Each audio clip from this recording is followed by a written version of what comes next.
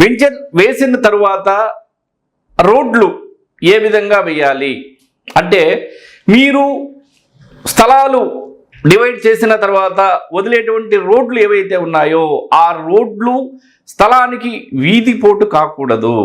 అంటే మనం గత వీడియోలో చెప్పుకున్నట్లుగానే అన్ని వీధి పోట్లు మంచివి కాదు, అలా అని అన్ని వీధి పోట్లు కూడా చెడ్డవి కూడా కాదు. కొన్ని వీధి పోట్లు మంచివి ఉన్నాయి, కొన్ని వీధి పోట్లు చెడ్డవి కూడా ఉన్నాయి.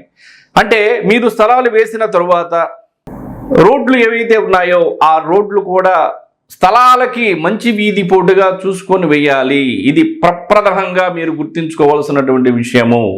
తర్వాత వెంచర్ వేసేటప్పుడు ఉదాహరణకి ఇక్కడ చూడండి, ఇది ఒక 10 ఎకరాల స్థలం అనుకోండి, లేదు ఒక 5 ఎకరాల స్థలం అనుకోండి, లేదు ఎకరం స్థలమైన అనుకోండి.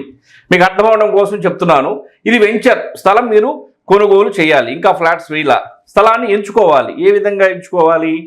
తూర్పు పడమర, ఉత్తరం దక్షిణం, ఈశాన్యం నైరుతి, ఆగ్నేయం వాయువ్యం, 8 దిక్కులకు సంబంధించి ఒక స్థలం అంటే పొలం కావచ్చు, లేదంటే ఖాళీ స్థలం, ఎక్కడైనా సరే మీరు వెంచర్ వేయాలనుకుంటున్నప్పుడు ఒక స్థలాన్ని మీరు తీసుకోవాలనుకుంటున్నప్పుడు తూర్పు ఈశాన్యం, ఉత్తర ఈశాన్యం, తూర్పు ఈశాన్యం మరలా ఉత్తర ఈశాన్యం పెరిగేటువంటి స్థలాన్ని ఎంచుకోవాలి.